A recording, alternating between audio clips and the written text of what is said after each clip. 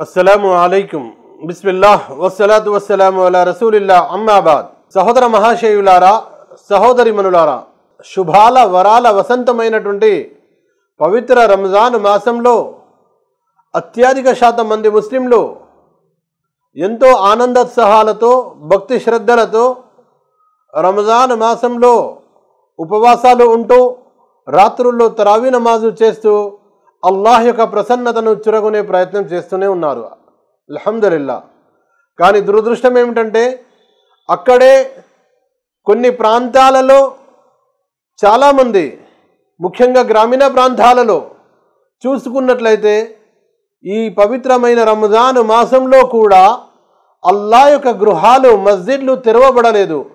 ఇది చాలా దురదృష్టకరమైన విషయం, చాలా శోచనీయమైన విషయం. అవునండి, చాలా ప్రాంతాలలో మస్జిద్లు తెరవబడడం లేదు. మరి అక్కడ ముస్లింలు లేరా అంటే ఉన్నారు ముస్లింలు, కానీ వారికి ధర్మం పట్ల, అల్లాహ్ యొక్క ఆజ్ఞల పట్ల భక్తి శ్రద్ధలు కానీ భయము కానీ లేవు అని కనబడుతుంది వారి యొక్క ఈ ఆచరణ ద్వారా. ఎంతటి ఘోరమైన విషయం ఇది! పవిత్రమైన రంజాన్ మాసంలో కూడా అల్లాహ్ యొక్క గృహాలను తెరవకుండా, అల్లాహ్ యొక్క గృహాల్లో అల్లాహ్ యొక్క పిలుపు, అల్లాహ్ యొక్క నామ స్మరణ లేకుండా ఉండడం, ఇది ఎంతటి దౌర్జన్యకరమైన విషయం ఆలోచించండి. ఎందుకంటే అల్లాహ్ ఆజ్ఞల్ని ధిక్కరించేవాడు, అల్లాహ్ ఆదేశాలను తూచా తప్పకుండా పాటించకుండా ఉండేవాడు, అతడు దౌర్జన్యపరుడు కాకుంటే మరెవరండి? ఆ దౌర్జన్యం అతడు తనకు తానాపై చేసుకుంటున్నాడు. మరి కొన్ని ప్రాంతాలలో ఎలా ఉన్నారంటే మస్జిద్ యొక్క నిర్వాహకులు తమ మస్జిద్ నిర్వహణ పేరుతో, లేక మస్జిద్ను మేమే కాపాడుతున్నాము, మస్జిద్ను మేమే నిర్వహిస్తున్నాము అని అంటారు. కానీ అక్కడ కూడా మస్జిద్లు నిర్మానుష్యంగానే ఉన్నాయి. అల్లాహు అక్బర్. అల్లాహ్ ఆదేశం ఏముంది? ఇన్నమా యఅమురు మసాజిదల్లాహ్. అల్లాహ్ యొక్క గృహాలను సంరక్షించండి, అల్లాహ్ యొక్క గృహాలను కాపాడండి, అల్లాహ్ యొక్క గృహాలను నిర్మానుష్యం చేయకండి. అల్లాహు అక్బర్. అల్లాహ్ చెప్తున్నాడు, అల్లాహ్ యొక్క గృహాలను కాపాడేవారు ఇన్నమా యఅమురు మసాజిదల్లాహ్ మన్ ఆమన బిల్లాహి వల్ యౌమిల్ ఆఖిర్.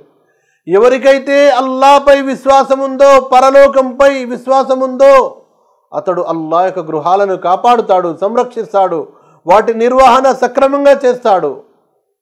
కానీ ముస్లిం సమాజంలో కొన్ని ప్రాంతాలలో అజ్ఞానం తిష్టవేసి అల్లాహ్ యొక్క భయం లేకుండా అల్లాహ్ యొక్క గృహాల్లో అలాగే వదిలేశారు.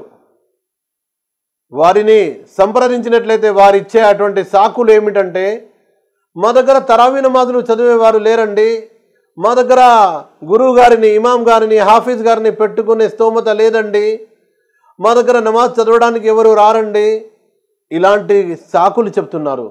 అల్లాహు అక్బర్.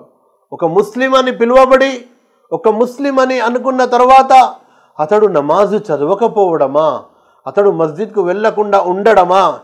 దయచేసి ఈ వీడియోను అలాంటి వారికి పంపించండి.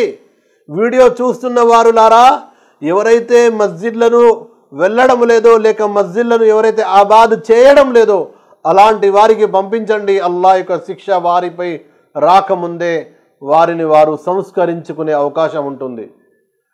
ప్రవక్త సల్లల్లాహు అలైహి వసల్లం వారు ఏమన్నారు?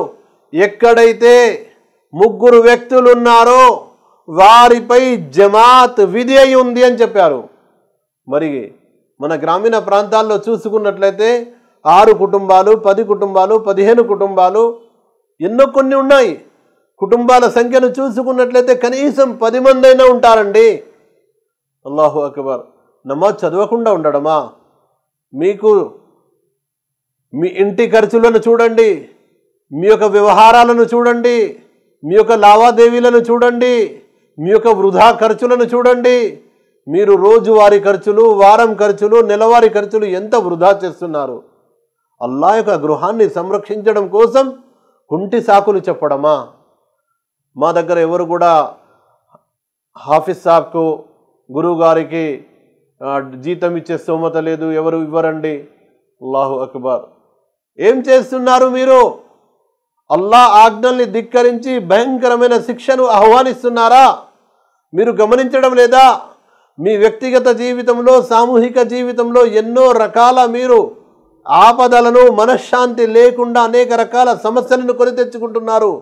ఇవి అల్లా శిక్షలని మీరు భావించడం లేదా? సహోదర మహాశయులారా, దయచేసి అల్లా యొక్క గృహాలను తెరవండి. అల్లా యొక్క గృహాల్లో నమాజులను స్థాపించండి.